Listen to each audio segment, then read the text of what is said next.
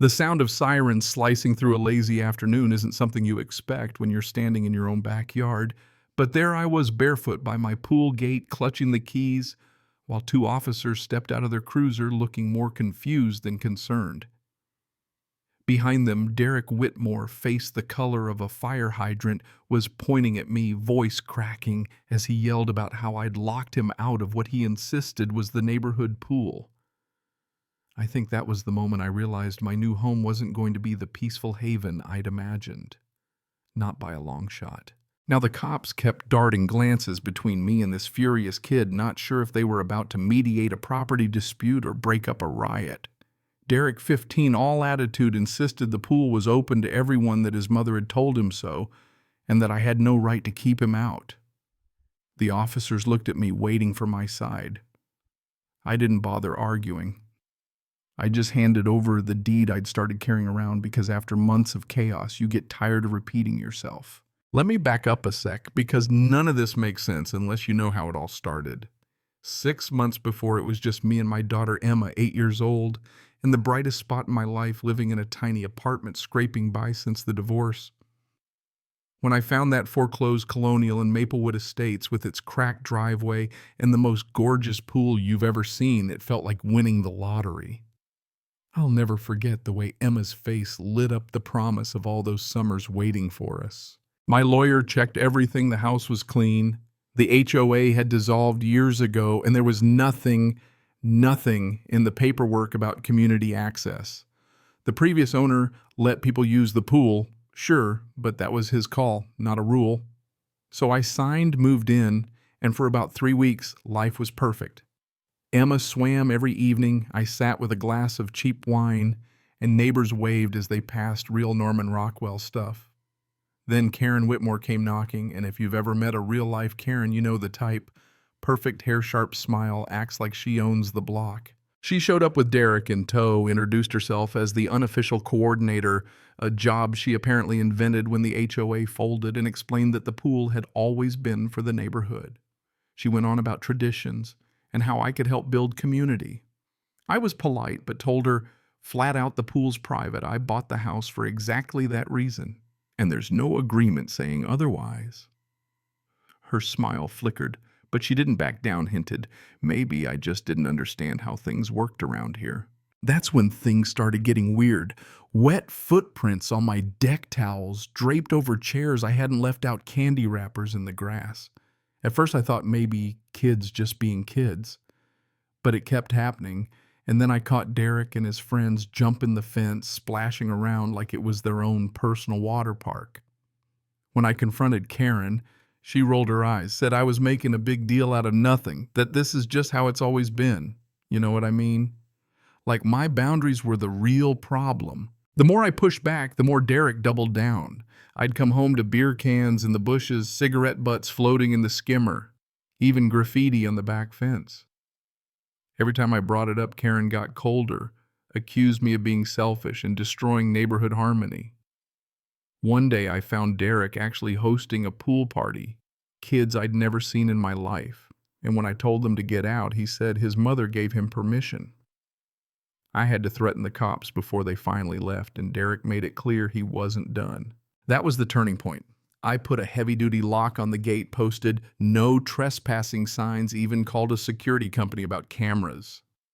But Karen wasn't finished. She started this whole campaign on the neighborhood Facebook group, twisting the story so I looked like the villain hoarding a resource that belonged to everyone. She never used my name, but everybody knew who she meant. Some neighbors backed her up, but a few, mostly the old-timers, reached out quietly to say she'd always been like this, even before the HOA folded. Meanwhile, Derek kept testing the boundaries literally. He figured out how to climb the fence, and one day I caught him again, standing dripping on my patio, telling me he was just retrieving something he left. I told him straight up next time I'd call the police. He looked at me dead serious and said I'd regret trying to keep him away from what was rightfully his. That's when I realized this wasn't just about a pool, it was about power. I lawyered up, got crystal clear confirmation that the pool was mine and mine alone, and finally installed cameras. Sure enough, the next morning I caught Derek on video hopping the fence, swimming like he owned the place. This time I confronted him with my phone rolling. He doubled down, insisted he belonged there, and only left when I threatened to send the video to the police. Not 20 minutes later, two cruisers rolled down my street. I knew immediately who'd called Derek, of course, with Karen egging him on. He told the officers I'd locked him out of a community pool, made it sound like I was some kind of tyrant. I stayed calm, handed over my deed, and let the paperwork do the talking. One cop checked the deed, the other pulled up municipal records, confirmed everything the HOA was dead, no easements, no shared rights pools, 100% mine. Karen stormed onto the scene, tried to bluster her way through, but you could see the panic in her eyes as the officers calmly explained the law to her. And here's the twist, turns out Karen knew all along. When the officers told her she was risking charges for encouraging trespassing and misusing 911, she switched from angry to scared real quick. Derek wilted right there on the sidewalk, all that bravado draining away.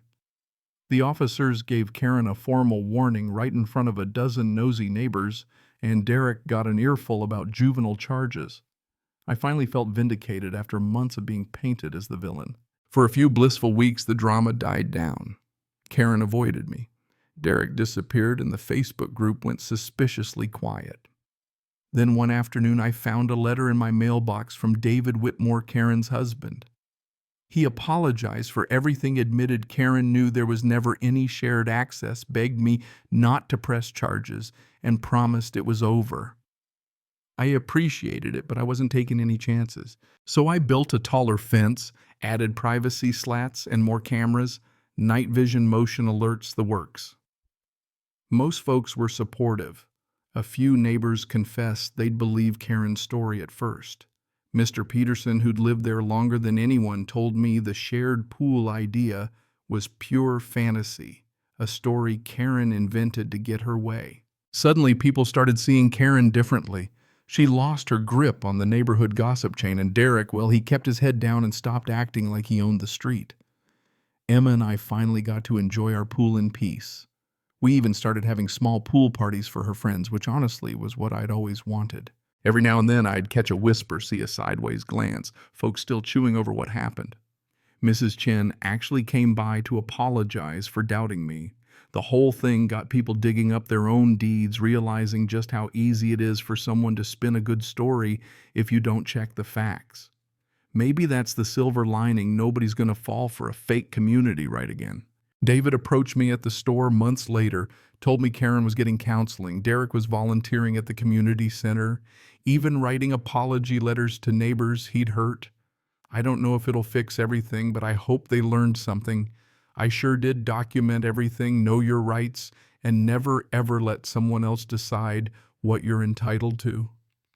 As I covered the pool that fall, watching Emma chase the last of the summer light, I realized I'd finally found what I was looking for. Not just a home, but peace. So tell me, where do you draw the line between being neighborly and being a doormat? When does community spirit turn into entitlement? I want to hear your stories, your take. Drop your thoughts below. What's your verdict? Was I right to fight back? Or should I have given in for the sake of harmony? Let's get the conversation started.